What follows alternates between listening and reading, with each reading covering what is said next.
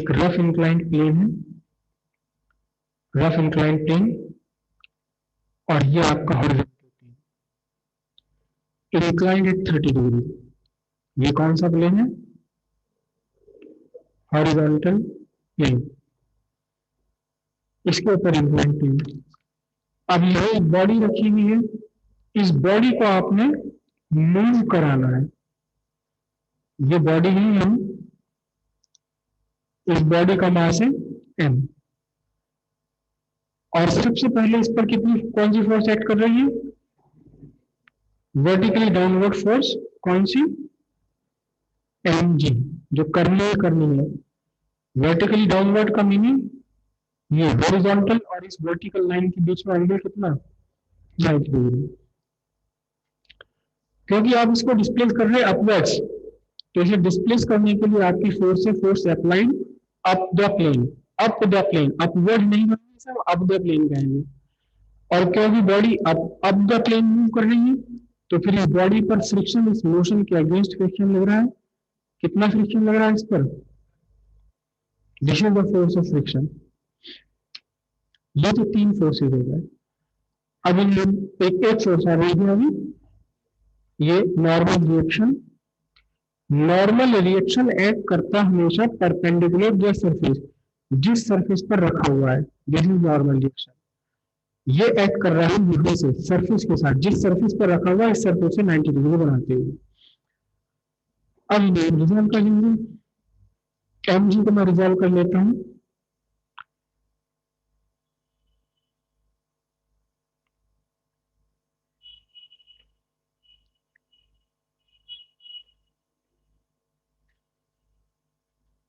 दो rectangular components draw किए हैं mg के, ठीक है। ये एंगल थीटा, ये 90 है, तो ये बना एंगल 90 cos थीटा। और फिर ये जो ड्रॉ करिए r के अगेंस्ट, ये 90 है, तो आपका ये एंगल भी कितना बच जाता है? थीटा।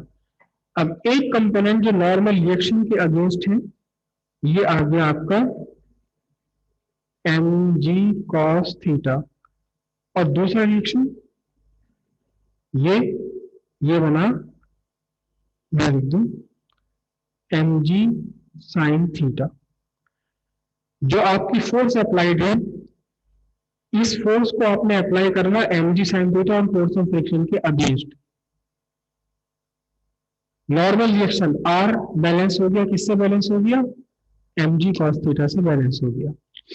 और अब आपने इसे बॉडी को खिसका दिया, कितना डिस्टेंस खिसका दिया? यहां से आपने इस बॉडी को डिस्टेंस खिसका दिया s डिस्टेंस आपने यहां खिसका दिया।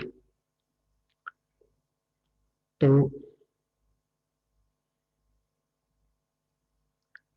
reaction R is balanced by what? mg cos theta। और for motion without acceleration, motion without acceleration के लिए आपकी फोर्स अप द प्लेन वाली फोर्स इक्वल होनी चाहिए total down the plane force. Up the plane force कौन सी है? F A. Force F A लिखता हूं, force applied. Down the plane कौन सी फोर्स है? फोर्स ऑफ फ्रिक्शन है, और एक mg sin theta. It is equal to force of friction plus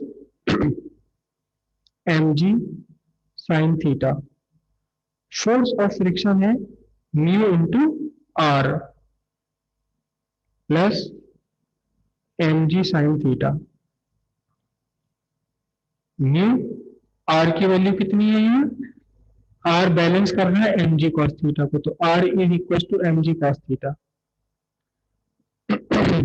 mg cos theta plus mg sin theta, और यहां से सिंपल सी बात है, आप mg कॉमन ले लीजिए, तो ये बचा आपके पास mg into cos theta plus sin theta. ये फोर्स अप्लाइड है आपका। फिर work done W is equals to force into displacement, force applied into displacement, dot product.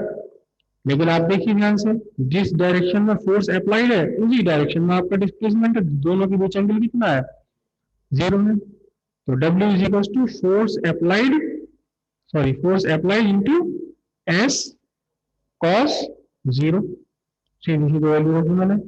Force applied कितना है, mg mu cos theta plus sine theta, और S से इसमें और मल्टीप्लाई कर दीजिए, ये आपका हो गया total work done for body displacing a body of the inclined plane.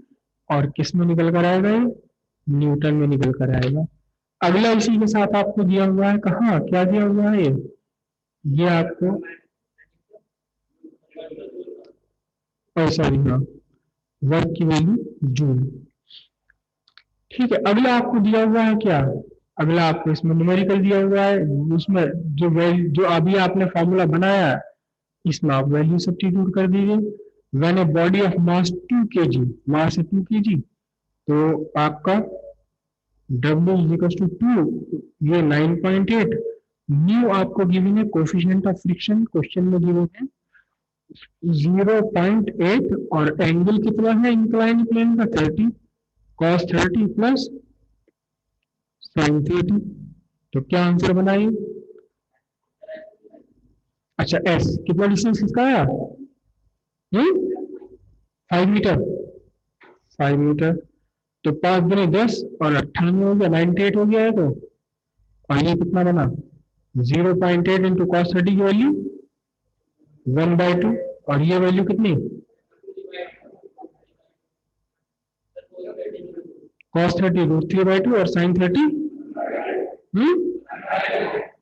1/2 into 5, 5 तो ले लिया ना, 5 तो मल्टीप्लाई ले लिया है। अब इसे आप सोल्व कर लीजिए पूरे को, कितना है भाई,